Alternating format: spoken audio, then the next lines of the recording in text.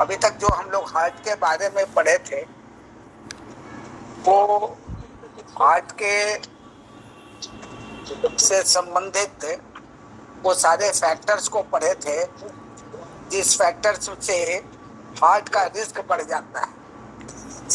एक तो हम लोग पढ़े थे क्लॉटिंग फैक्टर, अगर ये फेल कर जाता है तो हमारा रिस्क जो है वो बढ़ जाता है।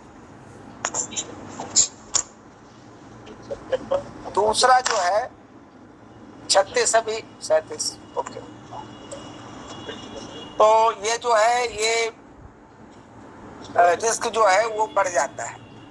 बढ़ जाने से हार्ट का प्रॉब्लम संभव है कि हार्ट अटैक, हार्ट फेल वो हो सकता है या ब्रेन स्ट्रोक भी हो सकता है।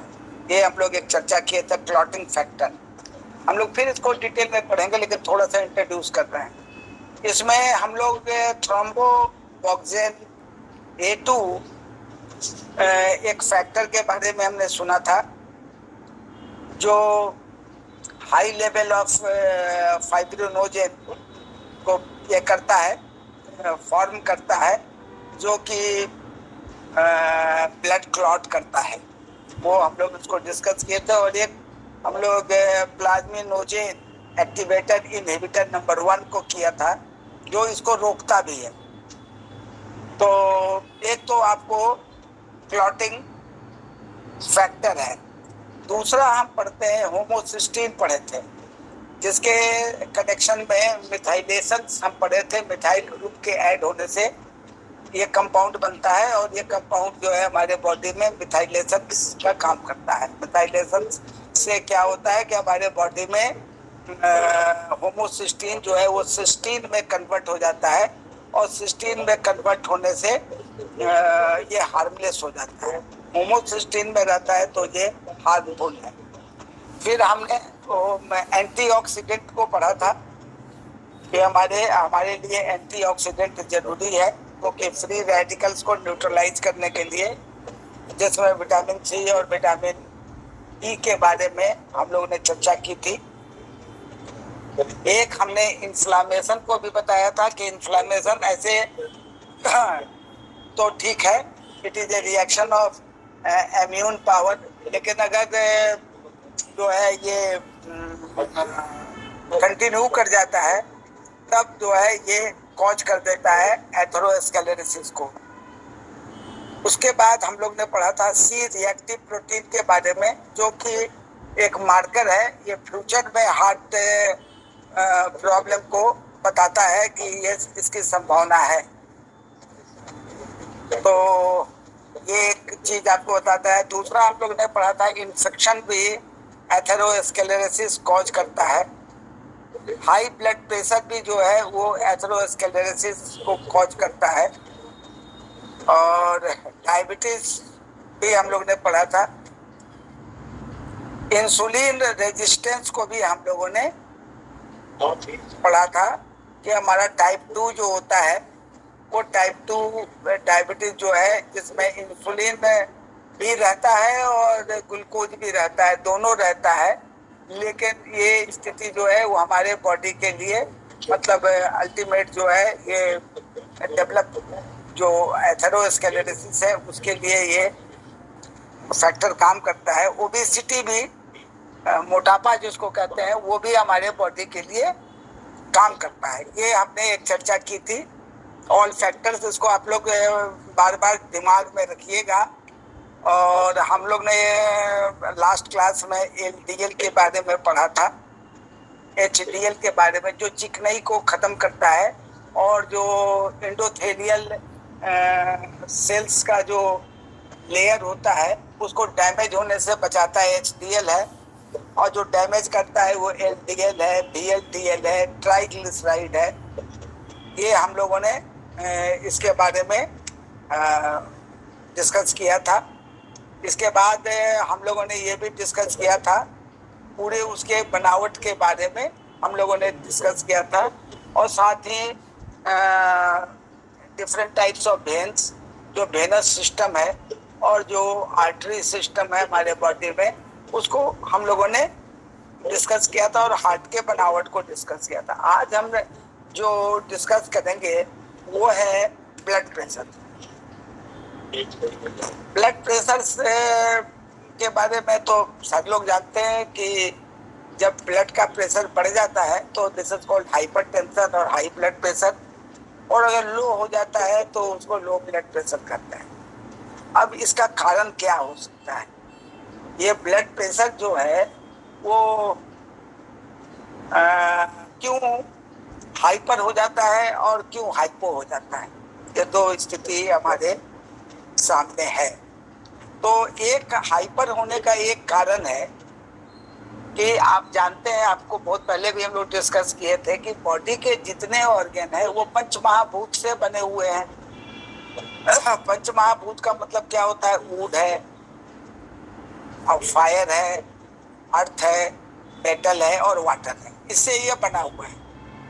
और उसके बाद वुड में लीवर और गॉल ब्लैडर है, इससे हम जानते हैं कम ऑर्गन कंपोजिशन है। तो ये जो वुड का जो स्ट्रक्चर है, यानी लीवर जो है वो पंच तत्व का बना हुआ है और गॉल ब्लैडर भी पंच तत्व का बना हुआ है। तो जब लीवर के अंदर में उसका फायर बढ़ जाता है और फायर बढ़ने के बाद वो जब ऊपर की ओर जाने लगता है, आपको याद होगा कि हमने स्टैग्नेशन पर डिस्कस किया था, लीवर की स्टैग्नेशन, लीवर ब्लड स्टैग्नेशन।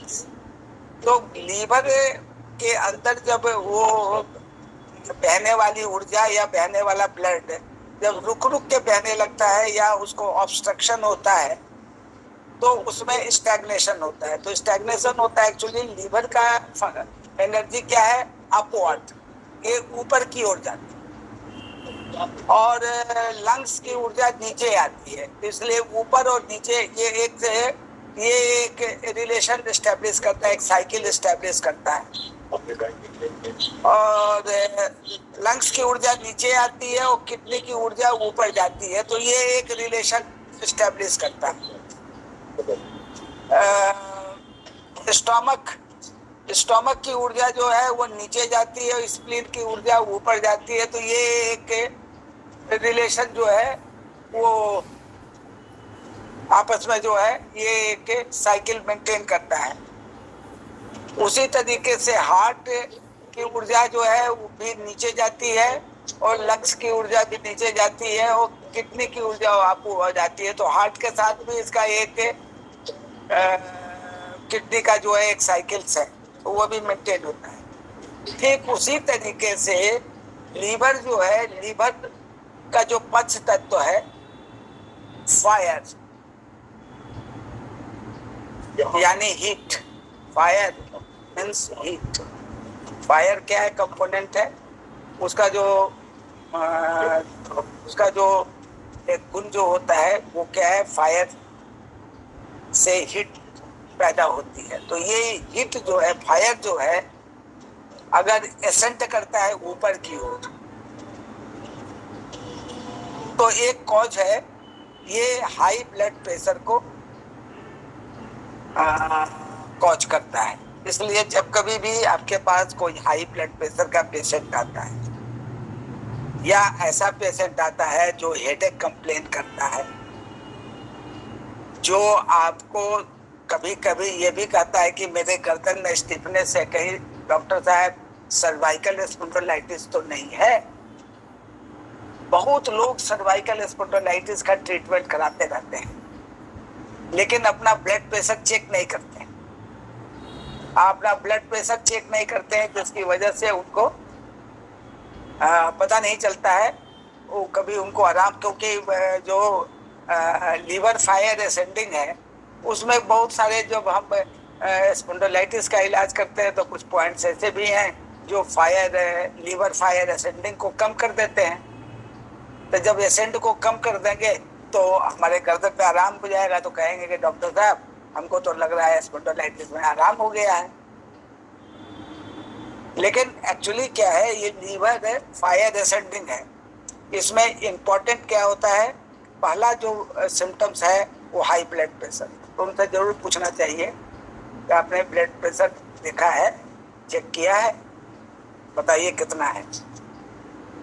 उनको हेडेक का कंप्लेन होगा, नेचुरल है। जब एसेंड करेगा लीवर का, जब एसेंड करेगा तो वो तो ऊपर जाएगा, तो हेड में जाएगा, तो हेड में हेडेक ही होगा। और क्या करेगा, और क्या करेगा, वो हेडेक करेगा और उसके बाद क्या करेगा, गर्दन में स्टिफनेस पैदा कर देगा। अब गर्दन में स्टिफनेस पैदा कर देगा तो क्या होगा, गर्दन के से एलाइड जितने मसल्स हैं वो सब के सब स्टिफ हो जाएंगे और बड़ी हो सकता है 2-4-5 दिन तक वो स्टिफनेस कंटिन्यू कर जाए, जरा सा गर्दन घुमा भी नहीं पाए। तो जब हमारा गर्दन जो है वो क्या वो एक मसल है जिसको बड़ी स्ट्रॉन्ग मसल है, जिसमें कंधे पर देखते हैं वो मसल आ जाता है, उसको ट्रेपीजियम कहते हैं। तो ये ट्रेपीजियम को स्टिफ कर देगा। उसके बाद गला के सामने आप देखिए, ये आपको क्लेडो स्टर्नोमेस्टोइड, मेस्टोइड जो है वो यहाँ पर होता है, मसल लंबा ऐसा होता है, इसको करता है। इसके अलावा डाइजेस्टिक मसल को कर देगा, anterior triangle, posterior triangle, डाइजेस्टिक triangle, ये सब गले के आसपास का सारा पॉइंट्स है, ये सबको जो है वो स्टिफ कर देगा, ठीक है ना। तो ये जब स्टिफनेस आगे से भी होगा, मोस्टली ये नेक पोर्शन, थ्रोट पोर्शन ना हो करके ये नेक पोर्शन को स्टिफ करता है। तो ट्रेपीजियम जो है ना वो स्टिफ हो जाता है, ट्रेपीजियस जो है वो स्टिफ हो जाता है। और उसको हम लोग क्या करते हैं, कभी गर्दन का पॉइंट दे देते हैं, जैसे मान लीजिए हमने GB20 दे दिया, GB21 दे दिया, या हम DU16 दे दिया, इस तरीके से पॉइंट दे गए तो उसको आराम हो जाता है। लेकिन फैक्ट ये है, डायग्नोसिस करनी चाहिए। वो डायग्नोसिस है कि आपका ब्लड प्रेशर जो है हाइपर। उससे साथ हमको क्या देखना है कि आप ज्यादा उनसे डिस्कशन करने लगेगा तो वो इरिटेट होने लगेंगे। अब देखिए लोग डॉली, हमारी आवाज जा रही है? जी सर, जी सर। ये शक्तिनाथ जी अब देखो स्टैंड कर रहे हैं, हम क्या करें बताओ? हाँ सर, कल करवा चौथ मनाए हैं, आज थोड़ा लेट हो गया है उनका, मत कीजिए सर। हाँ नहीं तो थोड़ा सा उनको, आप लोग से जब चर्चा हो ना जी सर, तो उनको बोलिए कि भाई सर जो है वो एक भी स्टूडेंट को मिस करना नहीं चाहते, लेकिन ये मजबूरी है। Discipline everybody has to maintain। जी सर। तो ये एक प्रॉब्लम है। तो शक्तिनाथ जी को कहिएगा कि सर का भी पर्सनल रिक्वेस्ट है कि वो टाइम पे ज्वाइन कर लें। जी सर, ओके सर। तो ये असेंड करेगा, देखिए असेंड करता है और उसके बाद ये फायर अगर रिलीज भी हो गया ना तो बहुत देर तक या कुछ दिनों तक गर्दन में जो है स्टिफनेस बना रहेगा। अब हाई ब्लड प्रेशर अगर हो गया तो कैरोटिड आर्टरी से ब्लड मेहनत करके हार्ट ने ऊपर भेज दिया, क्योंकि हो सकता है ब्लड थिकर हो गया हो, उसके अंदर में जो है वो फ्यूज्ड प्लेटलेट्स हो या उसके से टूटा हुआ प्लैक्स हो, छोटे छोटे टुकड़े हों तो काफी डेंस हो जाते हैं। तो उस हालत में क्या होगा कि ब्लड जो कैरोटिड आर्टरी में ऊपर की ओर गया पूरे स्कल में और गर्दन से होते हुए, क्योंकि दोनों साइड में left and right carotid artery होती है, जाना और सब जुगुलर वेन के द्वारा नीचे उतरना। तो ये दोनों का जो है में अगर ब्लड गया और उतर गया लेकिन स्टिफनेस बनी रह जाएगी, तो ये कंफ्यूजन तो बना ही रह जाता है कि कहीं ऐसा ना हो कि सर्वाइकल स्पॉन्डिलाइटिस हो जाए, लेकिन ये है कॉज यही हो जाता है। और क्या होगा, इरिटेबिलिटी हो जाए, चिड़चिड़ापन पैदा हो जाए, इससे भी आपको पकड़ना है। अच्छा, फायर जब बढ़ेगा तो क्या क्या हो सकता है, जैसे किचन में आपने देखा होगा जब फ्लेम बढ़ जाता है तो क्या हो जाता है? फ्लेम जब बढ़ेगा तो एक प्रकार का लालिमा आ जाती है, लालिमा जिसको कहते हैं रेड। तो ये जो फायर है it is connected to red. तो आपको क्या हो जाएगा, जब ऊपर की ओर बढ़ रहा है तो नेचुरल रेड हमको कहाँ दिखाई पड़ेगा? रेड हमको आंख में दिखाई पड़ेगा, और आंख में दिखाई पड़ेगा तो आईज रेड हो जाते हैं। बहुत लोगों को देखिएगा आईज रेड हो जाएंगे जब उनके बॉडी में वो लीवर फायर असेंड करने लगेगा तो आईज रेड हो जाएगा। बड़ा घबराहट भी लोगों को होगा, आंख लाल हो जाती है। आपको समझना चाहिए लालीपन आ रहा है, इसका मतलब है उनकी कैपिलरीज के अंदर में ब्लड जो है उसका मूवमेंट तेज हो गया, वो रेड हो जाएगा। फायर आ गया है उसके अंदर में। फायर जहां जहां आएगा उसका अपना अपना रोल स्टार्ट हो जाता है। आंख के अंदर में फायर कैपिलरीज के थ्रू आया तो आंख के अंदर में एकदम जो है लाल हो जाएगा, और फिर कुछ देर के बाद ठंडा हो जाएगा। आपको देखे होंगे डस्ट से होके आते हैं या गर्मी से होके आते हैं तो लोग घर में लोग कहते हैं मुंह हाथ धो लो, वो इस बात को नहीं जानते हैं। लेकिन मुंह हाथ धोने से क्या होता है, जो ब्लड कैपिलरीज है उसके ब्लड अगर तेजी से फायर की वजह से, हीट की वजह से बढ़े हुए हैं तो थोड़ा आपको बड़ा आराम होगा। खासकर रात में जो है लोग कहते हैं पैर धो लीजिए, आप हाथ धो लीजिए, मुंह को फ्रेश कर लीजिए। ये सब करने का जो कारण है वो एक्चुअली हीट को लो किया जाता है, उससे बॉडी थोड़ा रिलैक्स हो जाएगा आपका। नहाने से यही होता है, जो बॉडी के अंदर में जो क्रियाएं चल रही हैं उससे जो फ्रिक्शन पैदा हो रहा है, उससे जो फायर पैदा हो रहा है, तो बॉडी के अंदर में गर्माहट है, और वो गर्माहट के लिए हमको जो है जब हम स्नान करते हैं तो हमको बड़ा रिलैक्स होता है। ठीक है, स्नान के बाद के और भी फायदे हैं, लेकिन ये एक सबसे बड़ा फायदा है, टेम्परेचर लो हो जाए। और ठंड में क्या होता है कि ऑलरेडी लो रहता है, फायर कम होती है, हीट जो बॉडी के अंदर में हीट जो बनता है, लेकिन एटमॉस्फेयर लो होने की वजह से हमारे अंदर में फायर का इफेक्ट नॉर्मली नहीं दिखाई देता, तो ठंड लगती है। और गर्मी के दिनों में हमको अच्छा लगता है बाथ लेना। तो इसे लिंक करने की जरूरत है। और अगर फायर बढ़ा तो क्या हो जाएगा, माउथ जो है ड्राई हो जाएगा, प्यास लगेगी आपको, और क्या हो जाएगा, लार्ज इंटेस्टाइन में हीट आ गया तो आपको ड्राइनेस हो जाएगा, और आपका जो पल्स जो है वो काफी स्ट्रांग और रैपिड हो जाएगा, तेज चलने लगेगा और बड़ा स्ट्रांग लगेगा, एकदम आपको समझ में आ रहा है 1 2 3 1 2 3 स्ट्रांग वाइब्रेशन आपको मिलेगा और रैपिड पल्स हो जाएगा। तो ये इंपॉर्टेंट चीज है।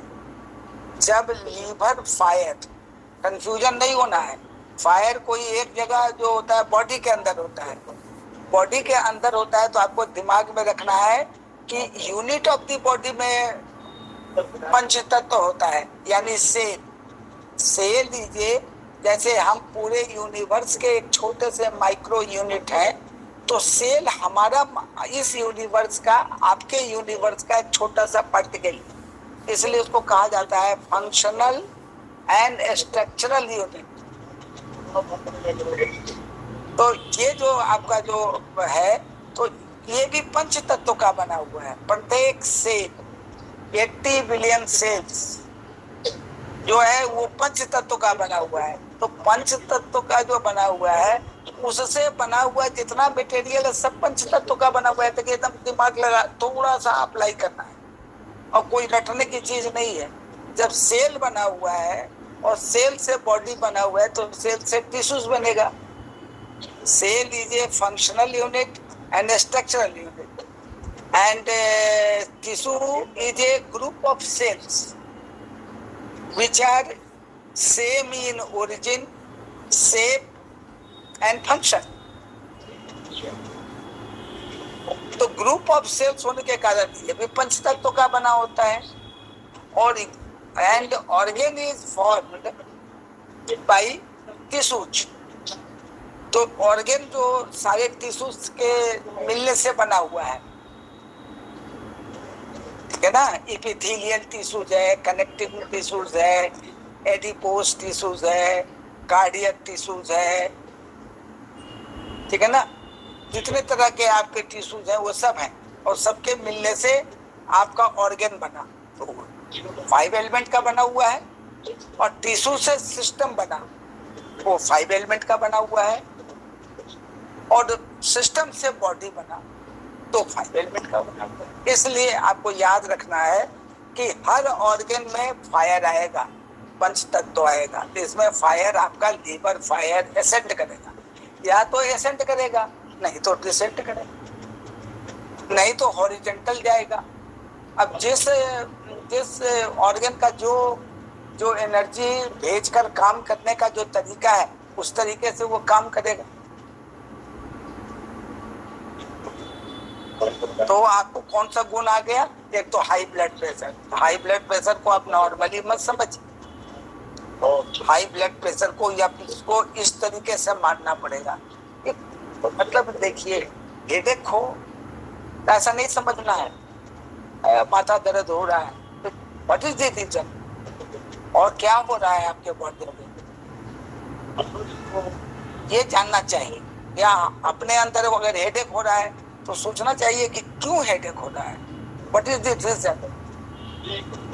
तो बहुत लोग को देखिएगा, लड़ाई कर लेते हैं, एंगर एसोसिएटेड हो जाते हैं, हॉट एक्सचेंज कर लेते हैं, तो सिर दर्द होने लगता है। बाद में आते हैं कि बिना मतलब का आपने बात किया, फालतू का बात करने से देखिए अब सिर दर्द हो गया, लाओ भाई कोई टैबलेट है तो लाओ। तो जो सिर दर्द हुआ वो क्या हुआ? लीवर फायर एसिडिंग, एंगर हुआ। एंगर होने से क्या हुआ? Anger is associated with liver, is associated with wood, fire हो गया। इरिटेशन इज रिलेटेड टू ऊट, तो आपको इरिटेशन हुआ, या आपको जो है चिड़चिड़ापन हुआ, या आपको फायर एंगर हुआ। एंगर से क्या हो गया? लीवर है, और लीवर का जो फायर है, क्योंकि तो फायर जितना होगा उतना आपको गुस्सा आ सकता है। फ्लेयरिंग ऑफ फिट्स पड़ेगा गुस्सा का, 5-5 मिनट में रह के गुस्सा आएगा। अगर आप पिटाई कर रहे हैं, कई बार आपने देखा होगा कि टीचर ने पिटाई कर दी बच्चे को, इतनी पिटाई कर दी कि बच्चा हॉस्पिटलाइज हो गया। क्या वो बेवकूफ है टीचर? क्यों पीटा? Fits of anger and agitations, वो अपने को टीचर हो गया है, टीचर होने की पात्रता तो उसको मिल गई, टीचर एज ए अपॉइंटमेंट हो गया। क्योंकि आजकल तो विज्ञान के युग में बस हमारे पास क्वालिफिकेशन है, हम बैठ जाएंगे, कोई भी चीज हो सकते हैं। हमारे पास पैसा है तो हम जेट से, नेट से, प्लेन से, किसी चीज से, क्रूज से, सबसे जा सकते हैं। और जब हम पुराने इतिहास में जाते हैं तो हवाई जहाज जो हुआ करता था, जिसको पुष्प विमान कहते थे, उसकी पात्रता होती थी। हर आदमी पुष्प विमान नहीं यूज कर सकता था, इवन सुर हो या असुर हो, मतलब देवता हो या असुर हो, वो लोग यूज नहीं कर सकते थे। बड़े सेलेक्टेड लोगों को मिलता था। लेकिन आज कितना पैसा है जी? तो 3000 रुपया है। और AC 3 में जाएंगे तो कितना पैसा लगेगा? 2500 रुपया लगेगा। आप प्लेन से जाएंगे तो 3000 का प्लेन का टिकट। तो कहने का मतलब है फ्लाइट इस तरीके से हो रहा है, उस विमान से जाने का तो जनरलाइज हो गया है। चीजें जो है आज के डेट में जनरलाइज, पात्रता नहीं है। तो उस टीचर की पात्रता थी कि कूल नहीं था वो टीचर, वो हाइपर जो है वो लीवर का पेशेंट रहा हो। उसके अंदर में जो है एंगर इतना था कि बार बार एंगर आया, और बार बार उसने रिलीज करने के लिए एंगर को उसने उस बच्चे की पिटाई की। बच्चा कोई गलती नहीं है, लेकिन एक बार जब एंगर स्टार्ट हो गया, घरों में देखिए बहुत लोग सामान फेंक देते हैं, तोड़ देते हैं, बाद में कहते थे फिर खरीदना पड़ेगा, फिर पैसा लो। लेकिन उस समय फेंक देंगे, थाली फेंक देंगे, कुछ भी गिरा देंगे, यहाँ तक कि मैन हैंडलिंग कर लेते हैं गुस्से में लोग। तो समझना चाहिए कि ये सब चीजों के पीछे रीजन जो है वो क्या है। तो अब फायर जब एसेंट करेगा तो आंख लाल हो जाएगी, मुंह में सूखापन आ जाएगा, ड्राइनेस आ जाएगा, स्टूल जैसे ही आपका कॉन्स्टिपेटेड हो जाए, समझना चाहिए कि कहीं ना कहीं हमारे बॉडी में जो है फायर आ रहा है। फायर का पोजीशन आ रहा है। कॉन्स्टिपेशन मीन्स कि आपने इसबगोल पी लिया, तो आपने कुछ खा लिया, फाइबर वाला चीज खा लिया तो पेट साफ हो गया, बॉवेल मूवमेंट हुआ, नहीं, बॉडी के अंदर में ड्राइनेस है, बॉडी के अंदर में ये फायर आया। तो ये आपको है। दूसरा कारण जो होता है हाइपरटेंशन का या हाई ब्लड प्रेशर का, कि किडनी का जो इन पोलैरिटी होता है, देखिए हर ऑर्गन का अपना पोलैरिटी होता है, इन और यांग। जैसे आप किडनी तो आप जानते हैं कि इन होता है, इसका यांग होता है यूबी, लेकिन इन का अपना इन होता है और अपना यांग होता है। तो किडनी इन और किडनी यांग, अभी आपको हमने बताया था क्या कि आपको लीवर का भी आपको 5 तत्व होता है, और प्रत्येक तत्व का जो है इन और यांग भी होता है। तो यहाँ पर जो है वो आपका क्या है, किडनी का इन और किडनी का यांग, दो पोलैरिटी सब में रहेगा, सभी ऑर्गन में 2 पोलैरिटी है। हालांकि ऐसे एक्सक्लूसिवली देखते हैं तो किडनी इज इन, लेकिन being a kidney in, it has 2 polarity, in and yang. तो अगर मान लीजिए किडनी का जो इन है, अगर वो डिफिशिएंट करता है, मतलब कमजोर होता है, तो क्या होगा, इन जब नीचे जाता है तो यांग बढ़ जाएगा। ये तो कॉमन चीज है। लेकिन एक बात और भी आता है कि इन जब कम होता है तो इम्यूनिटी हीट बढ़ जाती है, वो हम लोग कई बार डिस्कस किए हैं। लेकिन यह जनरल थ्योरी है कि इन जब कम होगा तो यांग बढ़ जाएगा, तो किडनी का यांग बढ़ जाएगा, और किडनी का जब यांग बढ़ेगा तब क्या होगा बताइए। Yang is related to power, is related to function, is related to heat, is related to day, is related to rapid speed, it related to talk a lot, it related to move fast. It creates acute disease, loud voice, ये सब सारी चीजें तो बहुत सारी बताए हैं, लेकिन थोड़ा थोड़ा चर्चा करने से थोड़ा दिमाग में रहेगा। तो देखिए अब क्या है, यांग बढ़ा और इन घटा, तो यांग बढ़ा तो क्या आ जाएगा, हाई ब्लड प्रेशर तो कॉज कर दिया किडनी का, यांग बढ़ा और इन घटा तो कॉज हो गया। और क्या होगा कि विजन ब्लर कर जाएगा, यानी धूमिल दृष्टि हो जाएगी, फेड कर जाएगा, यानी जो फंक्शन जो उसका ज्यादा जब इसका हो गया तो सारे ऑर्गन का फंक्शन बढ़ा देगा जो जहां ये जा रहा है। तो जितना मान लीजिए, सपोज कीजिए 440 वोल्ट का बल्ब लगाए हुए हैं, 1200 वोल्ट आ जाएगा, क्या हो जाएगा, बहुत कस के चमकेगा, सस्टेन किया तो किया, नहीं तो फ्यूज कर दिया, तो फिर उसका फंक्शन कम हो जाएगा, तो ब्लर कर जाएगा।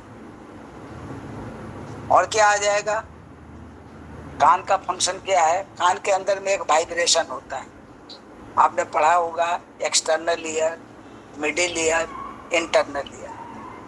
कान का एक एक्सटर्नल ईयर होता है, उसके बाद ट्यूब लाइक एक स्ट्रक्चर होता है जिसको कहते हैं एक्सटर्नल ऑडिटरी मेटस। उसके बाद जो एरिया है वो होता है टिम्पेनिक मेम्ब्रेन। उसके बाद मिडिल ईयर हो गया। टिम्पेनिक मेम्ब्रेन के उसमें वहाँ छोटी छोटी हड्डियाँ होती हैं जिसको जिसको हम कहते हैं इसकस इनकस स्टेप्स, छोटी हड्डियाँ, सबसे smallest bone of the body. उसके बाद वहाँ से क्या होता है, इंटरनल ईयर शुरू होता है, उसके पहले पेरी लिम्फ होता है, और उस कान के अंदर में एक कैविटी होती है जो होती है बोनी कैविटी होती है, ठीक है। और उसके अंदर में एक उसी का लेयर होता है जिसको मेम्ब्रेनस कैविटी कहते हैं, तो उसको कहते हैं बोनी लेबिरिंथ या मेम्ब्रेनस लेबिरिंथ।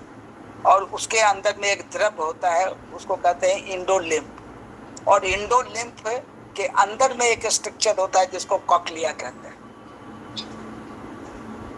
ठीक है ना। उसमें जो है सेमी सर्कुलर कैनाल लगे रहते हैं, एम्पुला होता है, वेस्टिबुल होता है, और साथ ही साथ जो है कॉक्लिया होता है।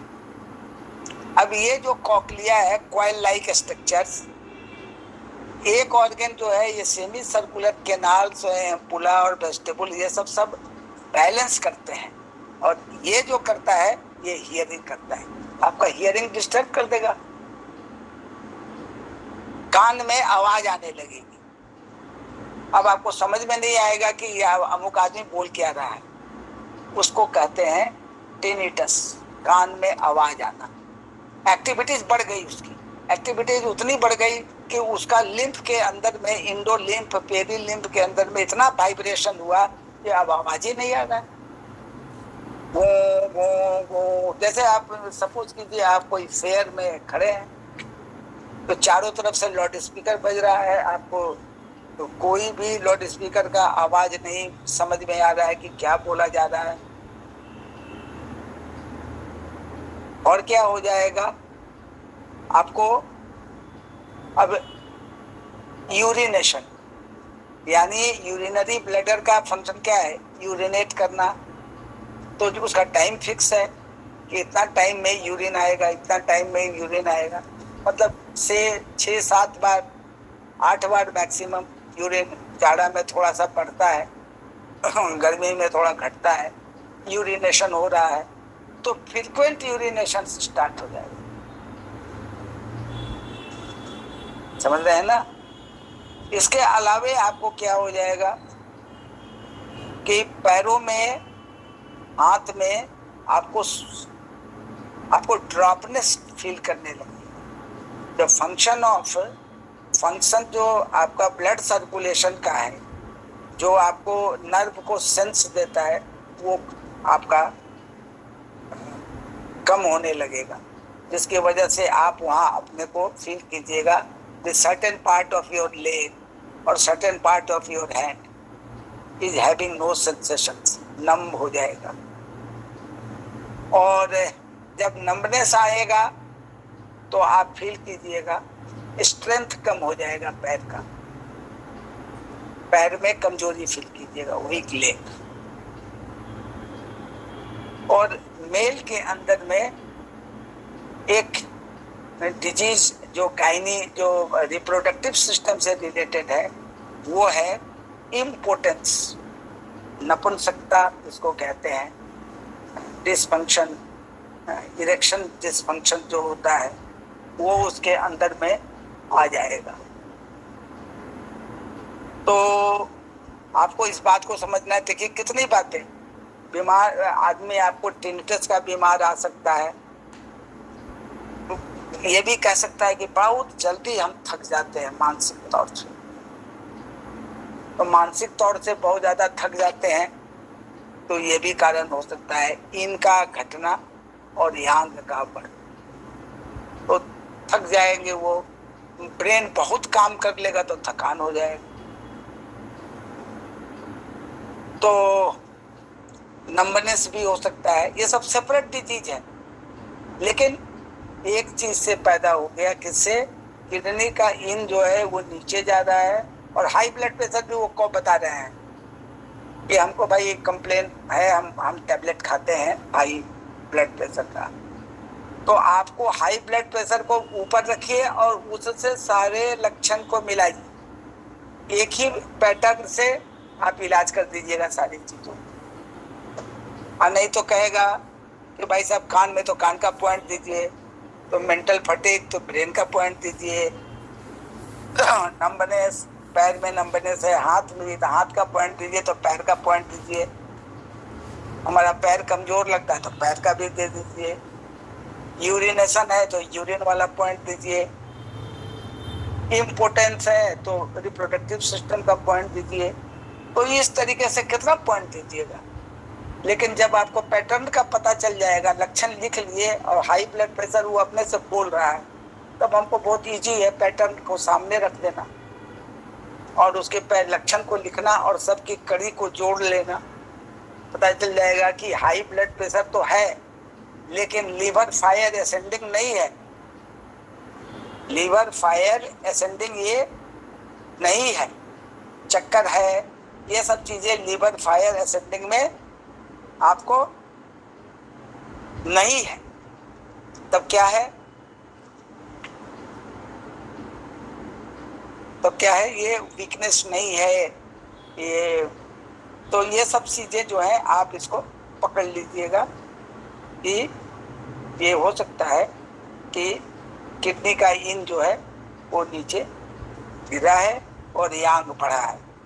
और भी आ सकता है वीकनेस, तो वी हैव ऑलरेडी डिस्कस्ड। नींद नहीं आएगी, यांग जब बढ़ जाएगा तो हो सकता है कि बहुत ज़्यादा फंक्शन बढ़ जाता है, तो कई चीज़ ओवर थिंकिंग बढ़ जाती है।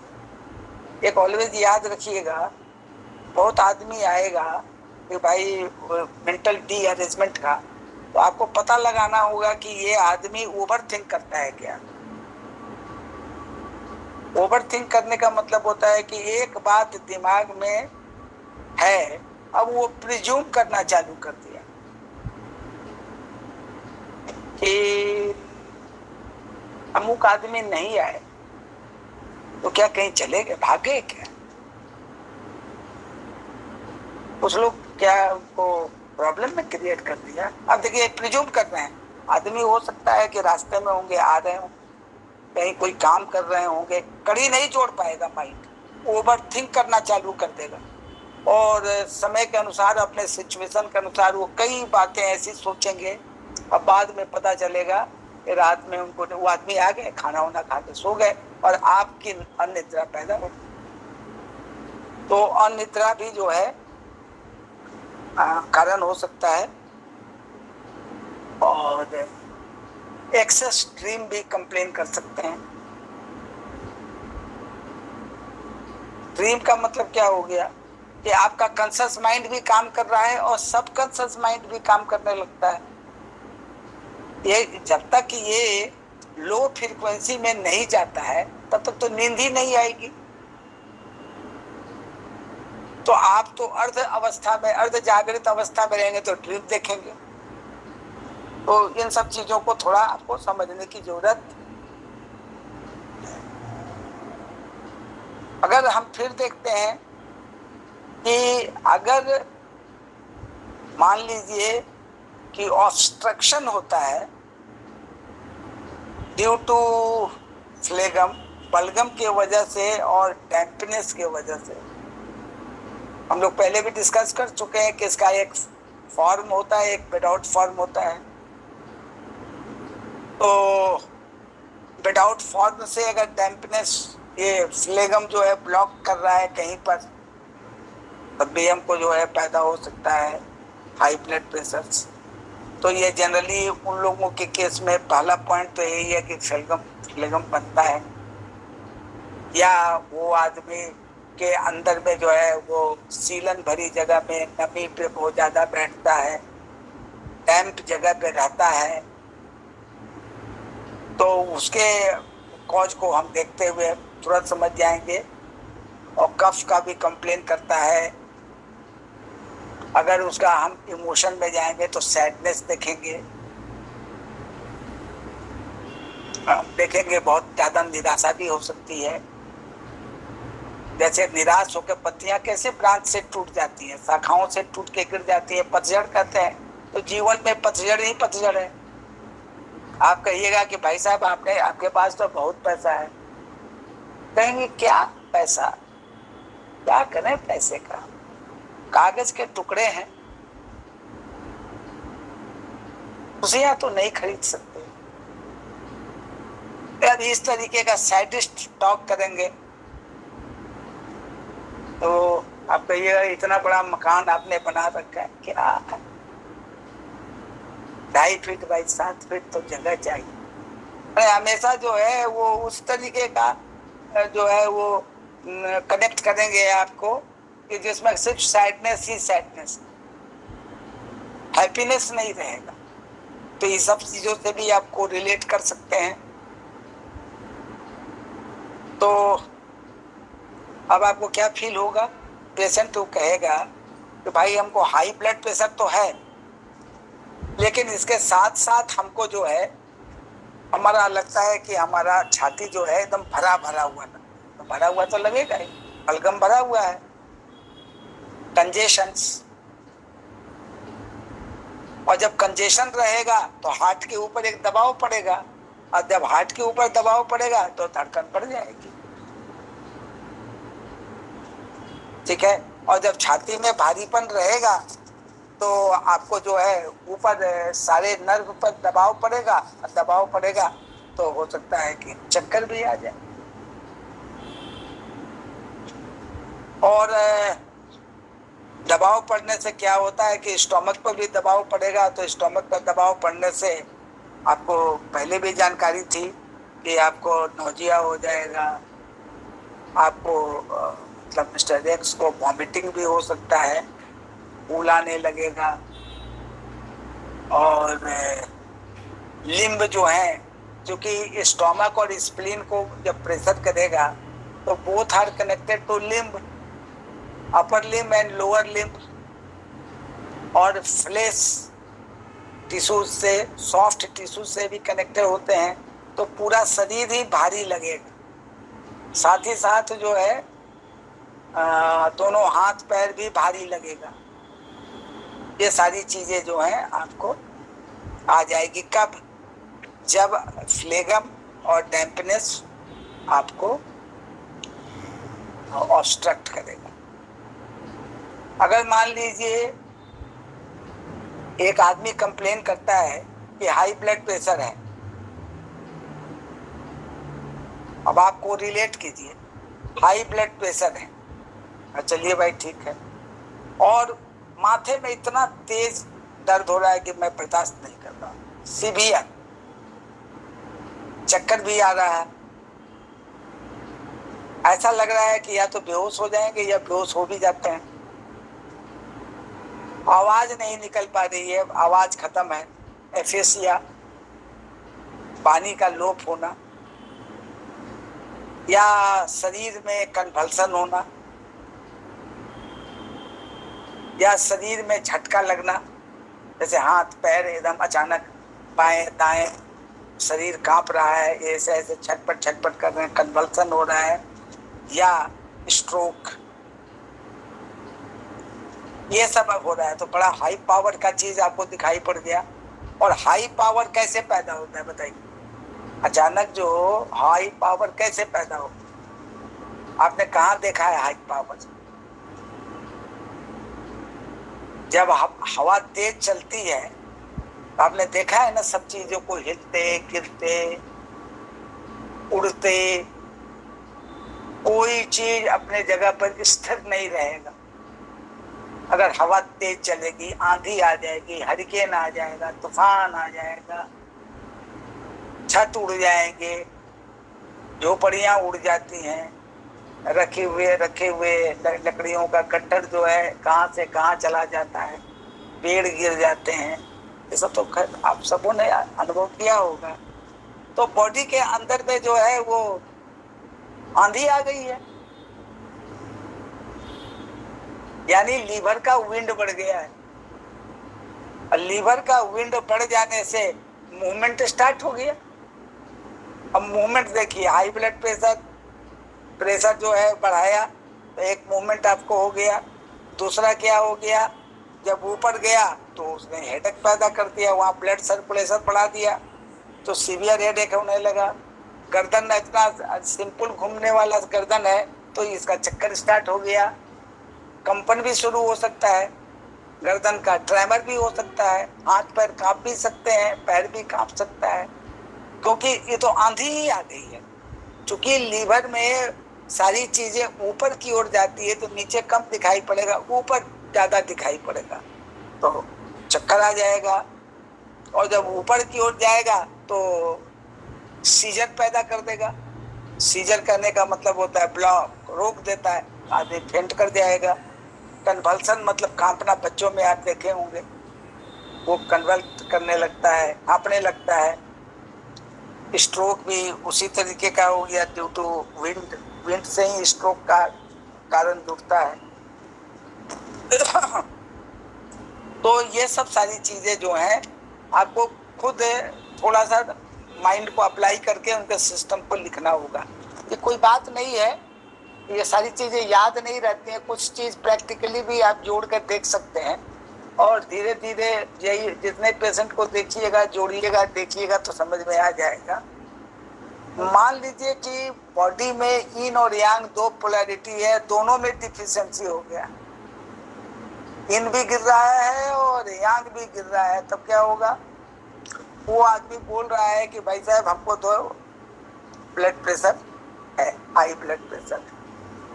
लेकिन जो सिस्टम बता रहा है, सिम्टम्स बता रहा है, वो एक बता रहा है कि हमारा जो है वो चक्कर आ रहा है, सांस फूल रही है, हाथ हो रहा है, कानों में आवाज आ रही है, मेंटल फटीग, कमजोरी, मानसिक कमजोरी है, नंबनेस है, लेग मेरा वीक है, फ्रीक्वेंट यूरिनेशन है, इम्पोर्टेंस है। ये सारी चीजें वो आपको एक्सप्लेन कर दिया। आप गौर से देखिए, पीछे के सारे सिम्टम्स से मिलता जुलता सिम्टम्स है। तो जब ऑर्गन का इन बॉडी में इन और यांग दोनों जो है डिफिशियंट होंगे तो मिला जुला हुआ सारा सिम्टम्स जो है आपको दिखाई पड़ेगा। इनका भी डिफिशियंसी दिखाई पड़ेगा और यांग बढ़ा हुआ भी दिखाई देगा। यहाँ यांग भी घट रहा है और इन भी घट रहा है, अलग अलग तरीके से। इस ऑर्गन का इन घटा, उसका यांग घटा। तो बॉडी के अंदर में जो है ये इस तरीके का आप में आएगा। और शॉर्टनेस ऑफ ब्रेथ, मान लीजिए कि अगर function of liver, function of lungs ये कम हो गया, यानी यांग एलियो यांग घट गया, तो क्या होगा? श्वास की क्रिया जो एक्सहेल करते हैं, छोड़ते हैं, वो हम ठीक से नहीं कर पाएंगे, नहीं छोड़ पाएंगे। और किडनी का हो गया तो हम ठीक से ले नहीं पाएंगे, तो ब्रीदिंग ट्रबल शुरू हो जाएगा। ये थोड़ा हायर फॉर्म है, दोनों का गिरना, डिफिशिएंट होना, ये हायर फॉर्म है। किडनी का भी हो गया तो लेने में तकलीफ, छोड़ने में तकलीफ। छोड़ने में हार्ट भी लगा हुआ है और लेने में लीवर लगा हुआ, तो चार तो ऑर्गन ऐसे ही आपका प्रभावित हो जाएगा। तो मेरे हिसाब से वो इस तरीके से आपको जो है ये सिम्टम्स जो है वो आपको दिखाई पड़ेगा। तो जब हाई ब्लड प्रेशर आए तो आपको इन सब चीज़ों पर थोड़ा ध्यान देना है। हम लोग इसको आगे भी, हम इसलिए कोई चैप्टर को ख़त्म करने का आपको इंडिकेशन नहीं देते हैं, because it is a chapter जो कभी आप भी पढ़ लीजिएगा कोई चीज़ तो आपको आगे और भी ज्ञान देगा। सो आप इसको एंड नहीं करना है, जहाँ जो मिले। मान लीजिए आयुर्वेद की किताब पढ़ रहे हैं, उसमें आपको उच्च रक्तचाप के बहुत सारे सिम्टम्स किताब में भरे पड़े, उसको भी पढ़िए, जानिए, समझिए, मिलाइए चीज़ों को, तो आपको समझ में आएगा। या मान लीजिए homeopath, high blood pressure, low blood pressure, उसको उससे संबंधित सिम्टम्स आपके पास आए। क्योंकि देखिए आइडेंटिफिकेशन तो बहुत जरूरी है ना, जो सिम्टम्स पेशेंट बता रहा है उसको लिखना, उससे पैटर्न बनाना, पैटर्न से formula banana, level of disease देखना। अब लेवल ऑफ डिजीज जो है वो कहाँ पे बैठा हुआ है, स्किल लेवल पे है, मसल लेवल पे है कि ब्लड लेवल पे है, ये चीजों को आपको समझना पड़ेगा। फिर उसके बाद इसके कॉज को फाइंड आउट करना, पैटर्न से पता चलेगा कि अच्छा भाई साहब का तो लाइफ स्टाइल है ऐसा है कि काफ़ी स्मोक करते हैं, तो टोबैको लेते हैं, तो काफ़ी चिकनी चीज़ें खाते हैं, तो ये खाते हैं वो खाते हैं, जो भी है। तो कहने का मतलब है इन सब चीज़ों से भी हम पकड़ेंगे, को रिलेट करेंगे, तो हम डाइट हैबिट को चेंज कराएंगे उनको, उनके कैलोरी को बर्न कराने के लिए उनको भी एडवाइस करेंगे, उनको काम करने के लिए कुछ एडवाइस करेंगे, कुछ एक्सरसाइज है, ये भी तो हमारे रीजन में बेसिक तो हमारा यही होता है। लाइफ स्टाइल से शुरू हो जाता है सिम्टम्स, और उसके बाद पैटर्न, और पैटर्न के बाद जो है वो फिर फॉर्मूला बनता है, लेवल ऑफ डिजीज देखते हैं, और लेवल ऑफ डिजीज के बाद हम फॉर्मूला बनाते हैं, right and left, upper and lower, front end back body का ध्यान में रखते हुए एक फॉर्मूला बनाते हैं, उसको हम लोग जो है ट्रीटमेंट का फॉर्मूला कहते हैं, और इस तरीके से हम ट्रीटमेंट करते हैं। तो ये आपको समझने की ज़रूरत है। तो ब्लड प्रेशर जो है it is a very important, क्योंकि ये जो है आपके साथ कई सिम्टम्स को लेकर करके आपके पास आया है। अब आपके पास जो है एक बड़ा सा जो है समझने की ज़रूरत है, वो है कोरोनरी आर्टरीज। कोरोनरी आर्टरीज जो है हम आज इनिशिएट कर देते हैं, और इसको हम कल परसों जब तक चलता रहेगा तब तक पढ़ते रहेंगे। तो कोरोनरी आर्टरी मतलब ब्लड जो है वो तो सबको, ये हार्ट जो है वो सबको तो ब्लड सप्लाई कर रहा है, पूरे बॉडी को, होल बॉडी को ब्लड सप्लाई, होल बॉडी को सप्लाई कर रहा है। तो उस समय जो है ये देखना है कि बेचारा हार्ट को सप्लाई होगा कि नहीं होगा। तो हार्ट को सप्लाई करने के लिए हमारे बॉडी में हार्ट में जो है वो दो आर्टरी जो आती है जो सप्लाई करती है, उसको हम लोग कहते हैं कोरोनरी आर्टरी। और ये लेफ्ट और राइट दो साइड से निकलती है।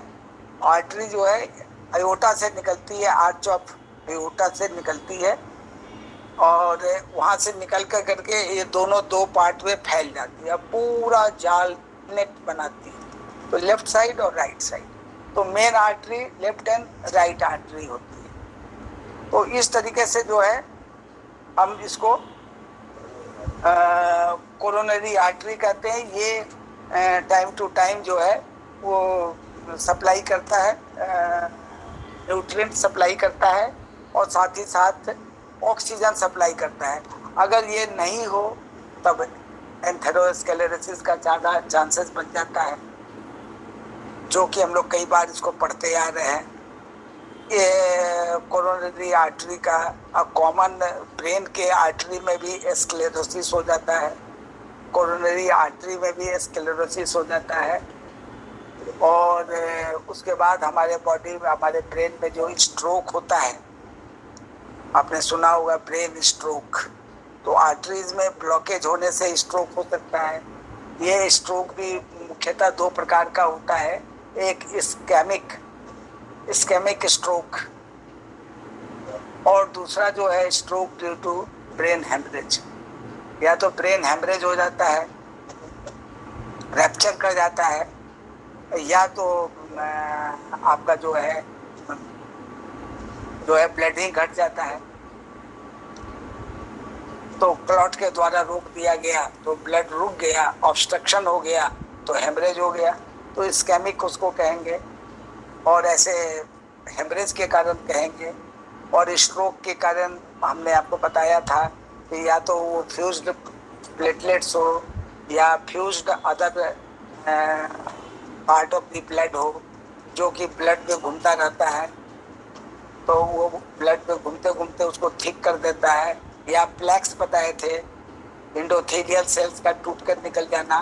तो ये सब घूम कर करके कभी भी जो है अगर ब्रेन में चला जाता है और ब्रेन में जाके ऑब्स्ट्रक्शन पैदा कर देता है, ब्लॉक पैदा कर देता है, तो जो स्ट्रोक होता है उसको हम इस्केमिक, जिसकी वजह से जो है वो पैरालिसिस होता है। डिफरेंट टाइप का पैरालिसिस चैप्टर भी हम लोग पढ़ेंगे, जैसे हेमीप्लेजिया, राइट एंड लेफ्ट, मोनोप्लेजिया, फिर उसके बाद क्वाड्रीप्लेजिया, बहुत तरह के प्लेजिया हैं।